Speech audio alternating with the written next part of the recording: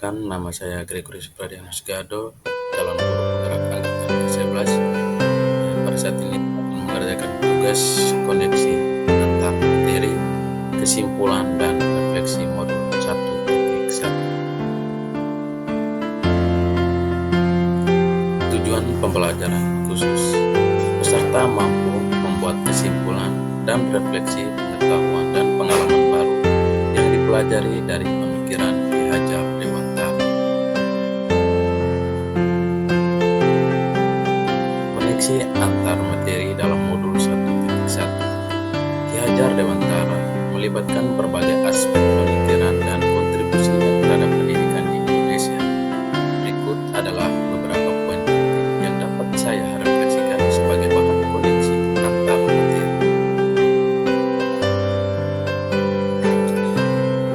Sejarah hidup Ki Hajar Dewantara.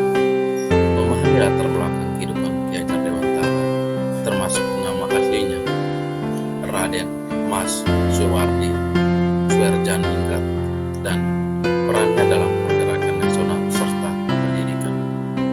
Filosofi pendidikan. Ki Hajar Dewantara dikenal dengan konsep Ingarsa Sung Talada, Ing Madya Mangkarsa Tukuri Handayani, yang berarti di depan memberi teladan, di tengah membangun semangat, di belakang memberi dorongan. Filosofi ini dapat dihubungkan dengan prinsip-prinsip pendidikan modern. Taman Siswa. Pendirian Taman Siswa oleh Ki Hajar Dewantara pada tahun 1922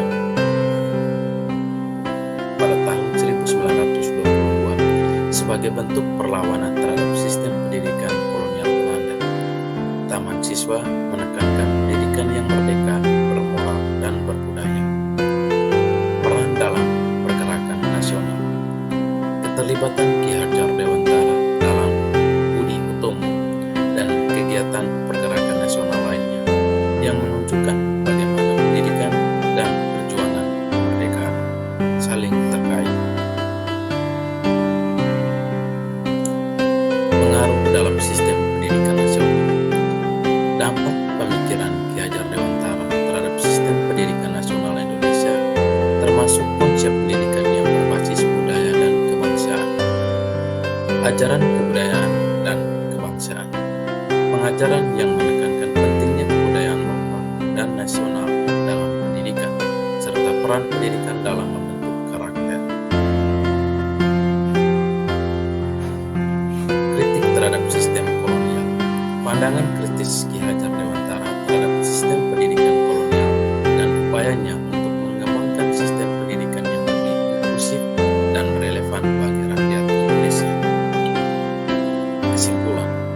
Koneksi antar materi ini membantu memahami bagaimana Ki Hajar Dewantara tidak hanya berperan sebagai pendidik, tetapi juga sebagai tokoh nasional yang mempengaruhi perkembangan pendidikan dan kebudayaan di Indonesia.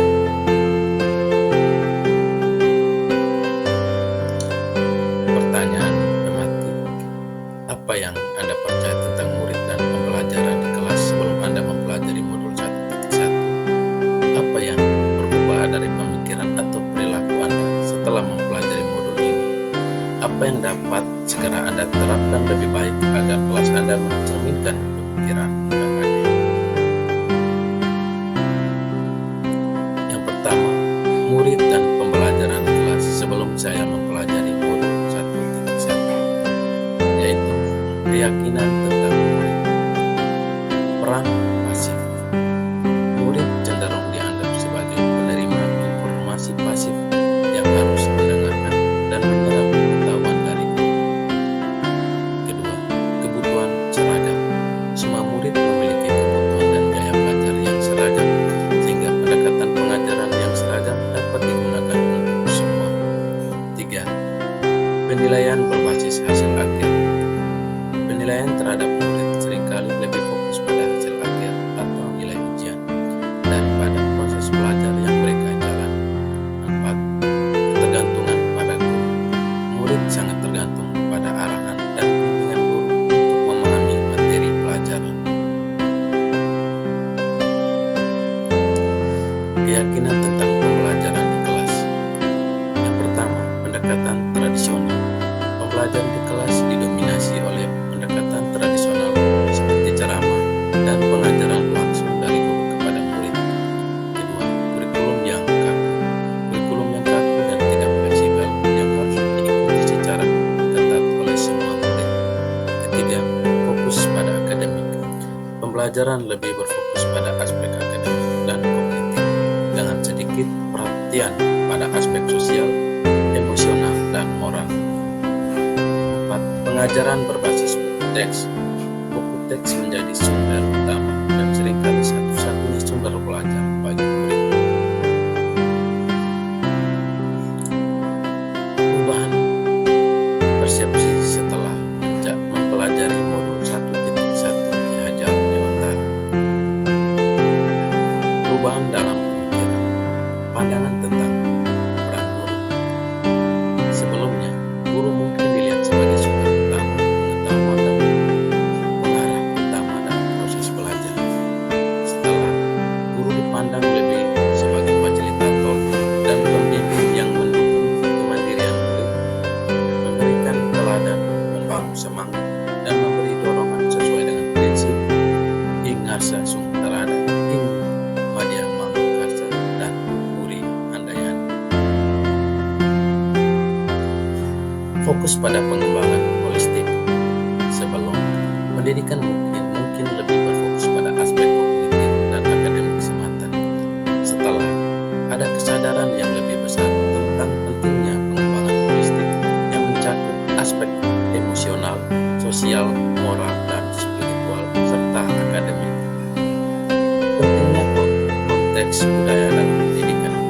Sebelum, pendidikan mungkin dilihat sebagai proses yang lebih universal tanpa perlu memperhatikan konteks budaya. Setelah, ada pengakuan yang lebih besar terhadap pentingnya mengintegrasikan nilai-nilai budaya dan kebangsaan dalam pendidikan sesuai dengan ajaran Ki Hajar Dewantara. Pendekatan pembelajaran yang lebih fleksibel. Sebelum, pendekatan pembelajaran mungkin lebih kaku dan seragam untuk semua murid. Setelah, pendekatan yang lebih fleksibel dan adaptif sesuai dengan kebutuhan, minat, dan gaya belajar murid menjadi lebih dihargai.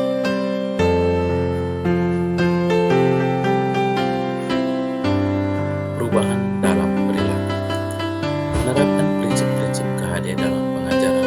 Yang pertama, membimbing dan memberi teladan. Lebih efektif dalam memberikan teladan positif di depan murid, membangun semangat di tengah-tengah mereka, dan memberikan dorongan dari belakang. Mendukung kemandirian. Mendorong murid untuk menjadi lebih mandiri dalam belajar, memberi mereka ruang untuk mengeksplorasikan dan mengambil inisiatif. Menggunakan metode pembelajaran yang beragam dan inklusif, yaitu pendekatan kolaboratif.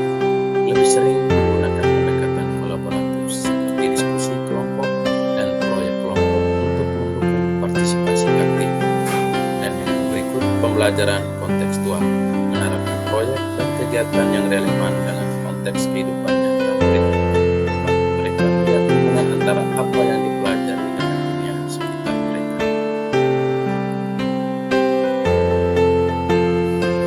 Mengintegrasikan nilai-nilai budaya dan kebangsaan. Kurikulum berbasis budaya lebih aktif mengintegrasikan nilai-nilai budaya dan kebangsaan dalam pelajaran, menggunakan contoh-contoh lokal dan relevan yang mencerminkan nilai-nilai tersebut. Refleksi dan penilaian berkelanjutan. Refleksi terbimbing. Mengimplementasikan sesi refleksi terbimbing secara rutin untuk membantu murid merenungkan pengalaman belajar mereka dan menghubungkannya dengan konsep yang dipelajari. Penilaian holistik. Mengadopsi penilaian yang holistik, menghargai proses belajar dan usaha murid selain hasil akhirnya. Mendorong partisipasi dan suara murid. Mendengarkan murid lebih terbuka untuk mendengarkan pandangan dan ide murid. Memberikan mereka kesempatan untuk berkontribusi dalam proses pembelajaran dan pengambilan keputusan di kelas. penerapan dalam kelas agar mencerminkan pemikiran KHD. Menerapkan prinsip Tuturi Handayani, yaitu mendorong kemandirian, memberikan siswa lebih banyak kesempatan untuk mengambil inisiatif dan tanggung jawab atas pembelajaran mereka, misalnya dengan memberikan mereka memilih topik, proyek, atau menentukan metode belajar yang mereka sukai.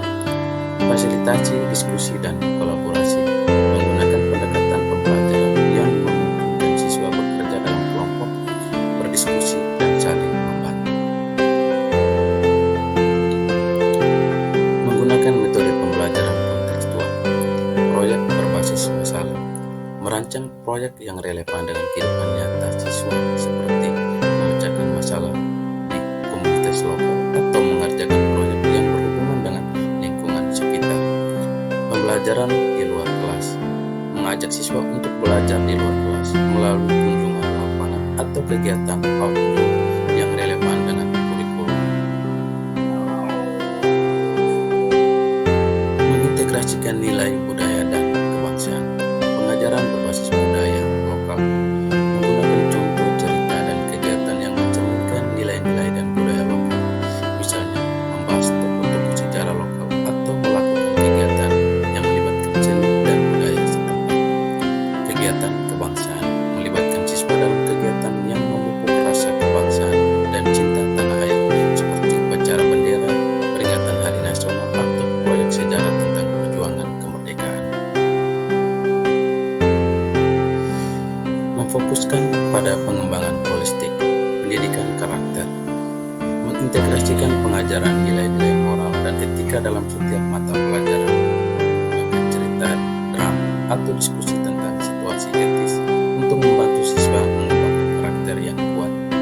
Kegiatan sosial dan emosional, mengadakan sesi reguler yang fokus pada pengembangan keterampilan sosial dan emosional seperti diskusi kelompok tentang perasaan dan pengalaman pribadi atau latihan mindfulness. Refleksi dan penilaian berkelanjutan, jurnal refleksi, mengajak siswa untuk menulis jurnal refleksi tentang apa yang mereka pelajari, bagaimana perasaan mereka tentang pembelajaran tersebut, dan bagaimana mereka bisa mengaplikasikannya dalam kehidupan sehari-hari. Penilaian formatif, menggunakan nilai formatif secara berkala untuk membiarkan umpan balik yang konstruktif kepada siswa tentang kemajuan mereka, bukan hanya fokus pada hasil akhir. Membangun komunitas belajar yang kuat, kolaborasi dengan orang tua dan komunitas, melibatkan orang tua dan anggota komunitas dalam proses pembelajaran, dan pengetahuan mereka dengan siswa. Ciptakan lingkungan kelas yang positif, ciptakan lingkungan kelas yang mendukung, inklusif, dan ramah, di mana setiap siswa merasa dihargai dan didukung. Kesimpulan, melalui pemahaman ini, saya sebagai guru dapat menciptakan lingkungan belajar yang lebih inklusif, seperti dan partisipasi, bermakna bagi semua murid. Dengan perubahan-perubahan ini, pendekatan terhadap pengajaran menjadi lebih inklusif, adaptif, dan berpusat pada murid, menciptakan lingkungan belajar yang lebih mendukung dan inspiratif sesuai dengan prinsip-prinsip yang diajarkan oleh Ki Hajar Dewantara. Dengan segera menerapkan langkah-langkah ini, bisa